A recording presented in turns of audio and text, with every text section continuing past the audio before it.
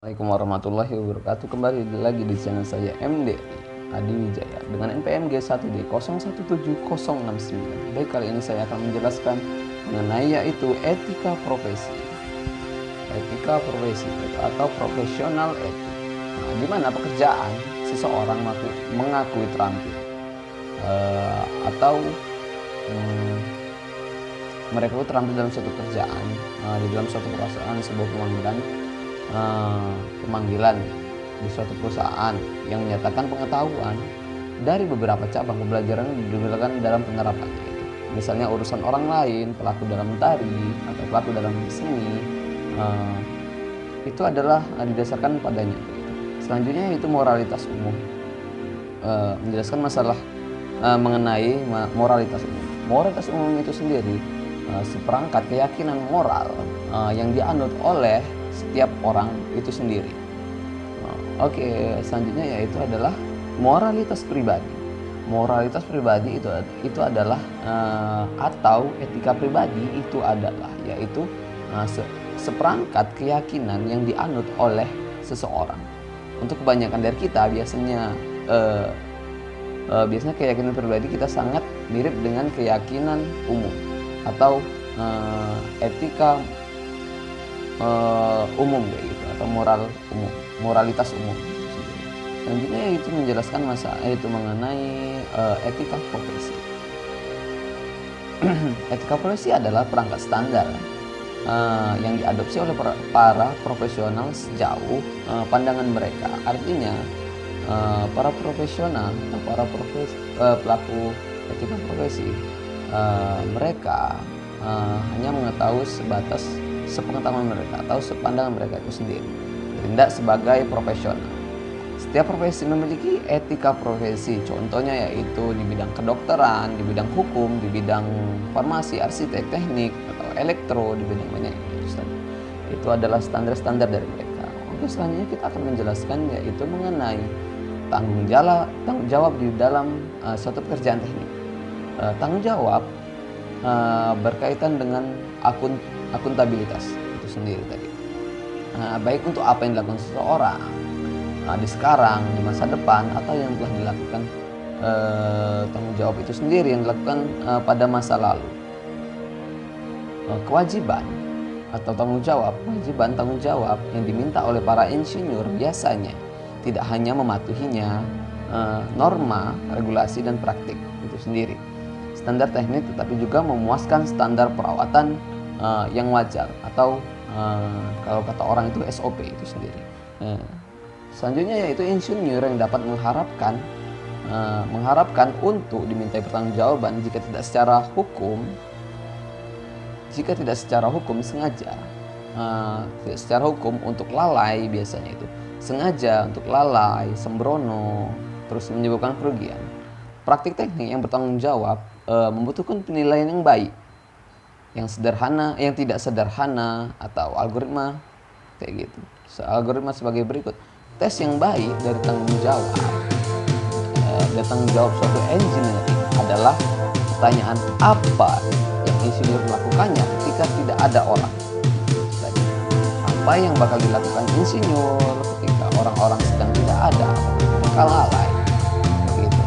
Hambatan apa tanggung jawab pribadi, ketakutan penipuan diri sendiri, tidak tahuan, kecenderungan egoisme, seperti itu. Nah, terus ketidaktahuan mereka atau buta, terus ketakutan penipuan diri sendiri, pandangan sempit, penerimaan tidak kritis, terus dan pemikiran secara kelompok itu tadi. Selanjutnya itu meningkatkan masalah atau berpikir utilitarian, dalam artian yang paling luas, diperlukan pendekatan secara utilitarian kayak gitu. Dalam menangani masalah moral, kita untuk fokus pada gagasan membawa kebaikan untuk jumlah yang besar. Membawa kebaikan untuk jumlah yang terbesar maksudnya kita harus membawa kebaikan dalam jumlah yang sangat banyak Karena apa dampaknya? Ketika kita membawa kebaikan dalam jumlah yang besar, dalam jumlah yang banyak, itu akan berdampak baik juga terhadap diri kita, orang lain, dan semuanya. Itu sendiri, itu tadi. Oke, selanjutnya yaitu menghormati orang. Menghormati orang. Standar menghormati orang ini adalah suatu etika moral, adalah suatu standar etika. Menghormati orang adalah suatu standar etika. Tindakan itu atau aturan yang benar yang menganggap setiap orang layak dihormati biasanya sebagai agen moral. Ini setara biasanya. Setara membuat pelaku moral dapat dipahami sebagai persyaratan dasar keadilan itu sendiri. Nah, jadi menghormati seseorang itu adalah bisa jadi suatu acuan, bisa menjadi suatu acuan untuk melihat standar dari etika tersebut. Oke, selanjutnya yaitu pendekatan aturan emas. Seperti pendekatan utilitarian, pendekatan emas terhadap pemikiran moral kayak gitu. Pendekatan menghormati orang menggunakan gagasan universal biasanya. Universal didasarkan pada sebuah ide yang akrab bagi kita semua. Kebanyakan dari kita akan mengetahui itu. Jika kita berpikir demikian, bertindak secara dengan cara yang tidak diterima secara moral, maka kita harus menganggapnya dapat menerima secara moral sendiri, agar orang lain melakukan hal serupa itu tadi sendiri.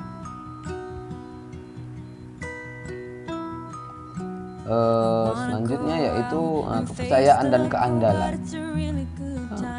Mungkin menjelaskan ini pada isu-isu tentang kepentingannya. Kepercayaan di insinyur atau kejujuran, kerahasiaan, kekayaan intelektual mungkin, terus kesaksian ahli, komunikasi publik, dan konflik-konflik kepentingan itu sendiri. Bentuk ketidakjujuran termasuk berbohong merupakan berbohong mampu dengan sengaja menahan informasi dan kegagalan untuk mencari kebenaran itu sendiri tadi. Konflik kepentingan sangat problematis atau sangat menjadi masalah, dapat mengancam kompromi penilaian profesional.